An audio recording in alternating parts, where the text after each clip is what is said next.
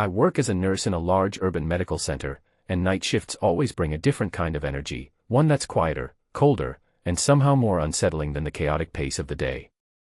It was a Thursday night, thick with fog that clung to the hospital windows like a damp veil, blurring the city lights outside.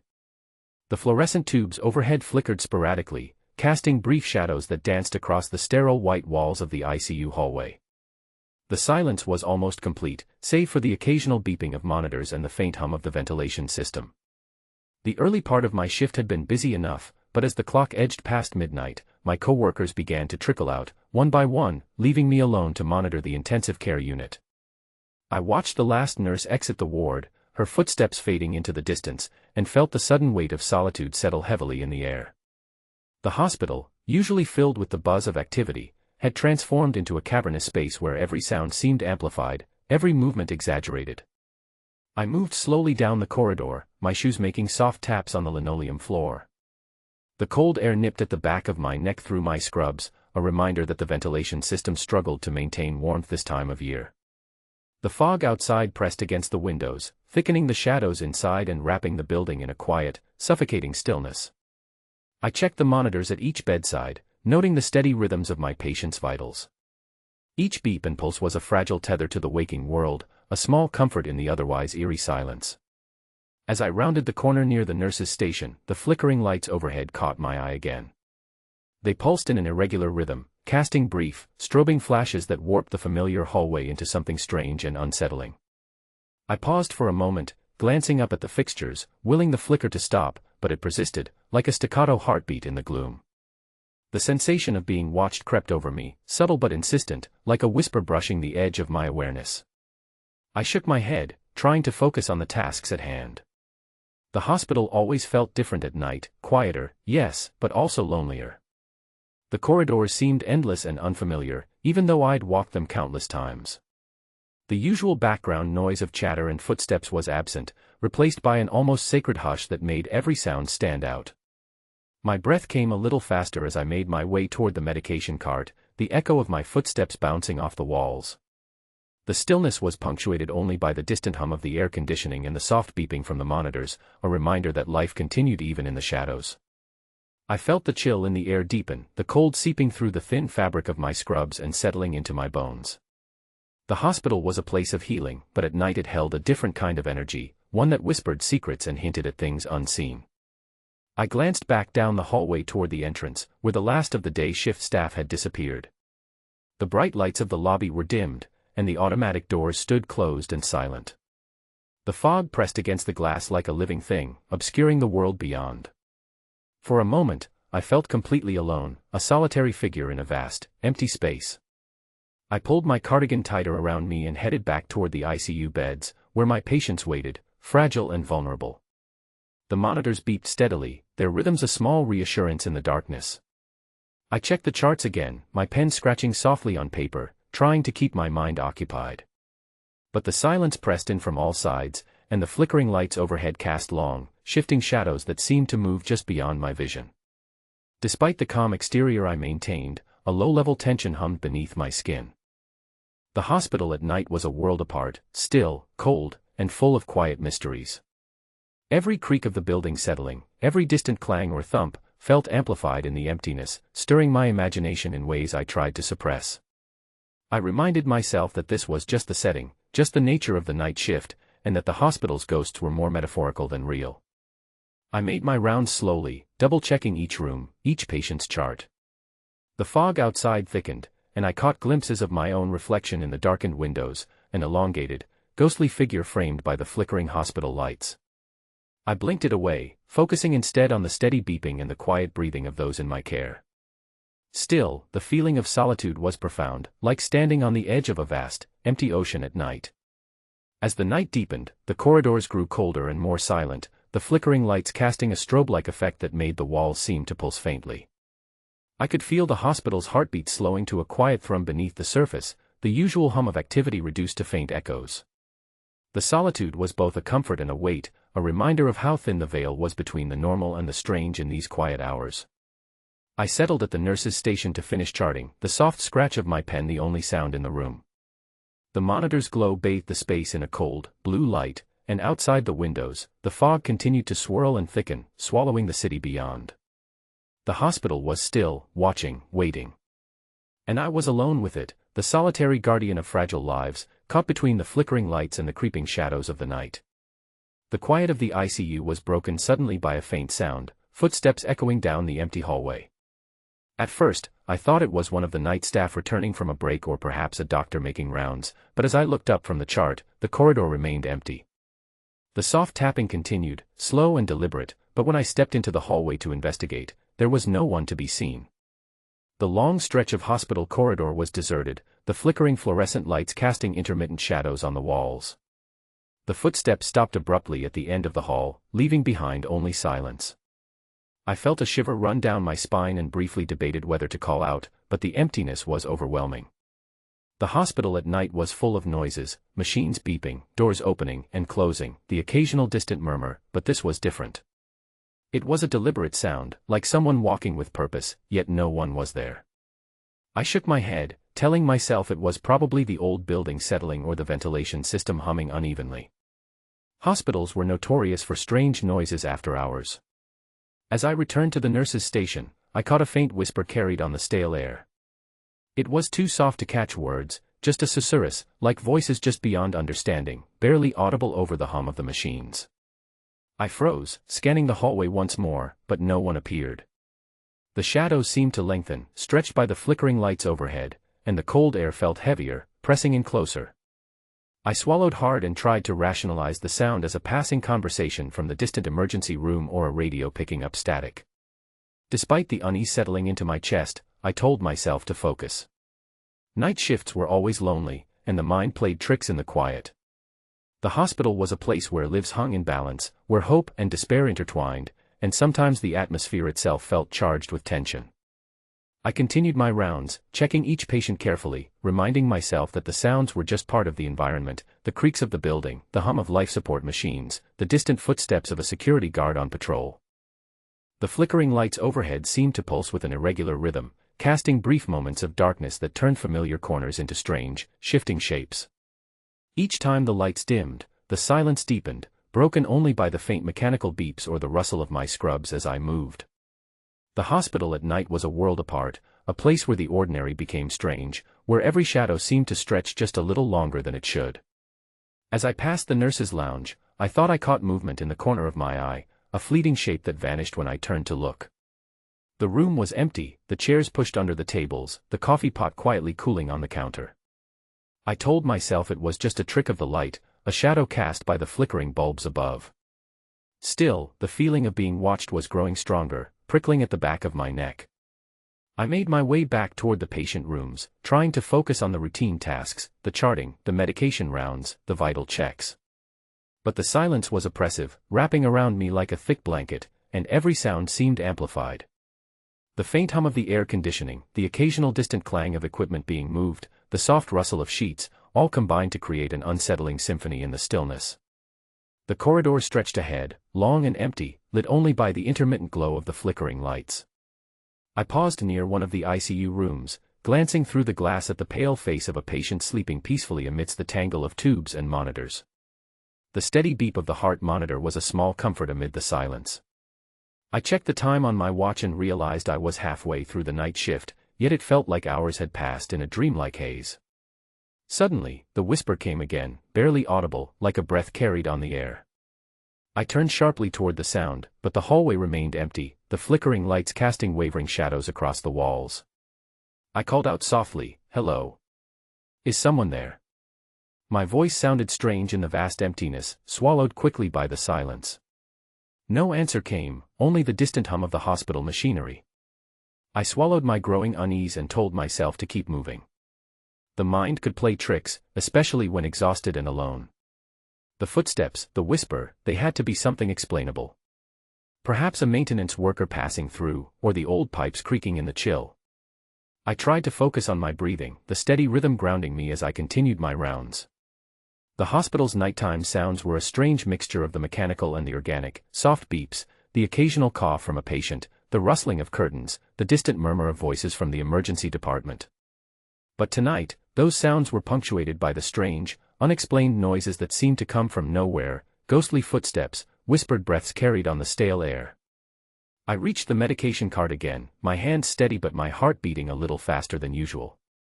The flickering lights overhead made the shadows dance in unsettling ways, and I realized I was gripping the cart a bit tighter than necessary. I told myself to shake it off, to remember that the hospital was simply an old building, full of quirks and noises that seemed strange in the dead of night. As I moved down the hallway once more, the footsteps echoed again, soft, deliberate, fading as quickly as they had appeared. The faint whisper followed, just at the edge of hearing, impossible to place or understand. I stopped, my eyes scanning the empty corridor, but the space was deserted, cold, and still. The feeling of isolation was overwhelming, and for a moment, I felt the weight of the night pressing down on me like a physical thing. I took a deep breath, trying to steady myself. The hospital was a place of healing, yes, but also a place filled with stories and memories, some of them dark and lingering. I told myself that the noises were nothing more than the building settling, the ventilation system cycling, the normal sounds of a place that never truly slept. But deep down, I couldn't deny the flicker of fear that had settled in my chest. The flickering lights overhead continued their erratic dance, the shadows stretching and shrinking in time with their pulse. The silence pressed in from all sides, thick and suffocating. I felt the hairs on the back of my neck rise as I hurried back toward the nurse's station, eager to finish my rounds and escape the oppressive stillness of the ICU hallway. But even as I moved, the faint footsteps and whispers lingered in my mind, a reminder that the hospital at night was never as empty as it seemed. I was sitting at the nurse's station, the sterile glow of the computer monitor illuminating my tired face as I entered patient data into the system. The quiet hum of the machines and the occasional beep from the monitors were the only sounds accompanying me in the vast, empty ICU. The flickering fluorescent lights continued their irregular rhythm above, casting brief shadows that shifted and danced on the walls. I was nearly finished with my charting, eager to complete the task and make my rounds before the end of my shift. As I typed the last few entries, a sudden movement caught my eye in the reflection on the screen. At the far end of the hallway, just beyond the nurse's station, a pale, indistinct figure stood motionless. The shape was vague, almost translucent, but unmistakably human. It was a silhouette of a woman, her long hair hanging loosely around her shoulders, her form bathed in the cold hospital light. My breath caught in my throat, and for a moment, I froze, unsure if what I was seeing was real or a trick of the light. I turned slowly to look down the hallway, but the space was empty. The flickering lights continued their erratic pulse, but there was no sign of anyone standing there. The stillness of the corridor pressed in around me, and the sensation of being watched intensified. I swallowed hard, fighting the sudden surge of fear rising from the pit of my stomach. My rational mind told me it was a reflection, a shadow, maybe a coat or curtain caught in a draft, but the image lingered in my mind, vivid and unsettling. I forced myself to focus on the computer screen again, pretending the figure wasn't there. My hands trembled slightly as I finished the charting, every nerve on edge. The hospital's silence felt heavier now, thicker, as if the very walls were holding their breath. I couldn't shake the feeling that something was lurking just beyond my sight, unseen but present. The hairs on the back of my neck stood up, and I kept glancing toward the hallway, half expecting the figure to appear again. The instinct to leave immediately grew stronger with every passing second. I quickly saved my work and closed the charting program, my movements brisk and purposeful. I gathered my belongings, my heart pounding in my chest as the oppressive stillness seemed to press closer. The sensation of being watched was overwhelming now, and I felt the urge to escape the confined space of the ICU. As I stepped out into the hallway, the cold air seemed to bite deeper, and the flickering lights cast long, wavering shadows along the walls. I hurried down the corridor, my footsteps echoing loudly in the emptiness. With every step, I felt eyes on me, unseen but unmistakable. The hospital at night had transformed into a place that no longer felt safe, the familiar corridors twisted by the eerie atmosphere into something alien. I passed the empty patient rooms quickly, their doors closed tightly, the monitors inside casting faint glows through the windows. The steady beeping rhythm sounded like a heartbeat for the whole ward, fragile and tentative. I kept my head down, moving as fast as I could without running, desperate to reach the exit and put distance between myself and the unseen presence. The air felt thick and heavy, each breath shallow and hurried. The flickering lights overhead seemed to pulse in time with my racing heartbeat, and the shadows shifted just out of reach. I could feel the presence behind me, silent and relentless, following my every move. The sensation was suffocating, a cold weight pressing on my back, urging me to hurry. At last, I reached the main hallway, where the lights were steadier and the noise from the rest of the hospital faint but comforting. I glanced back once, my breath hitching as I saw nothing but empty corridors and the steady glow of the monitors. But the feeling of being watched didn't fade. It clung to me, a shadow tethered to my skin. I grabbed my bag from the locker and moved toward the exit, my footsteps quickening. The automatic doors slid open with a soft whoosh, and the cool night air hit my face. Outside, the fog was still thick, swirling around the streetlights and muffling the sounds of the city beyond. I paused for a moment, taking a deep breath, trying to shake the lingering fear.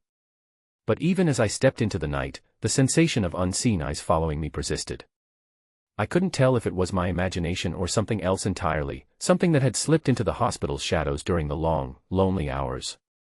The night was full of unknowns, and I was left with the unsettling certainty that I was not alone.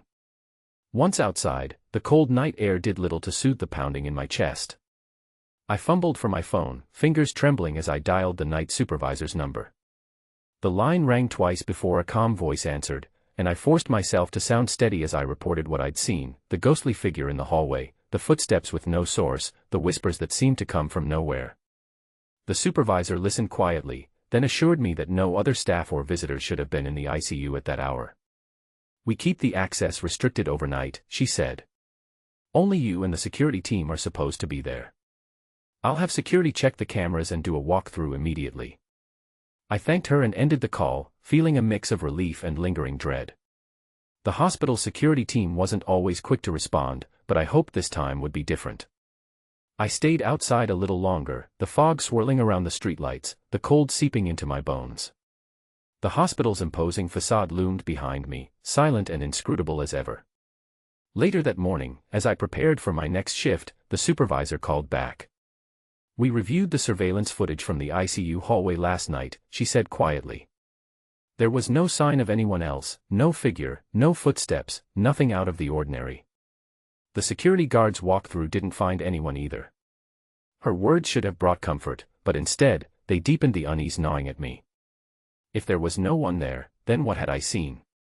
The rational part of me wanted to dismiss it as a trick of the light, a hallucination born of exhaustion and isolation. But the vividness of the figure's reflection, the persistent footsteps and whispers, those were harder to explain away.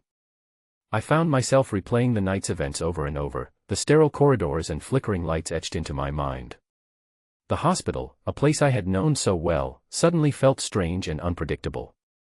The sense of safety I had always relied on was shattered, replaced by a creeping uncertainty that followed me through my next several shifts. Each time I walked the quiet halls alone, I felt the gaze of unseen eyes, the weight of a presence just beyond perception. The whispers returned sometimes, soft and indistinct, like voices carried on a breeze. I would glance down an empty corridor or catch a fleeting shadow out of the corner of my eye, only to find nothing there when I looked directly. My coworkers noticed the change in me, the way I seemed more jumpy, more guarded. I tried to explain, but no one else reported anything unusual. Some suggested stress or fatigue, others joked about hospital ghosts, but none of it eased the growing knot of fear inside. The hospital's night shift had always been a test of endurance, but now it felt like a test of something else, a confrontation with the unknown, with things lurking beneath the surface of the familiar. And no matter how hard I tried to push the memories away, the shadow of that night remained, a silent presence haunting the edges of my thoughts during the long, lonely hours.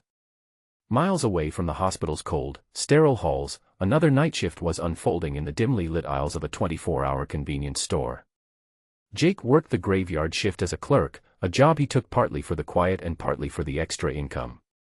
Like the hospital, the store was a world transformed by night, empty shelves, flickering fluorescent lights, and long stretches of silence broken only by the occasional beep of the cash register or the distant rumble of traffic.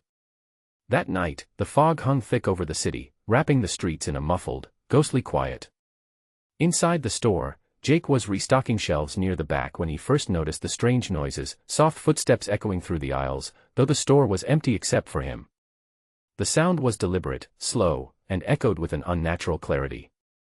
He froze, eyes scanning the rows of products, but no one was there. The flickering overhead lights added to the unsettling atmosphere, casting shadows that shifted and flickered like living things. Jake tried to shake off the creeping feeling of dread and return to his task, but the footsteps came again, this time accompanied by a faint whispering, barely audible yet unmistakable. The voice seemed to carry just beyond comprehension, like a fragment of a conversation lost on the wind. He called out, his voice cracking slightly, "Hello. Is someone there?" But the store remained silent, save for the hum of the refrigerator units and the distant beep of the security cameras. Jake's heart pounded, and he grabbed his phone to call the police, explaining his unease and the strange sounds. The dispatcher assured him they'd send a unit to check the premises. When the officers arrived, they swept through the store, flashlights cutting through the shadows.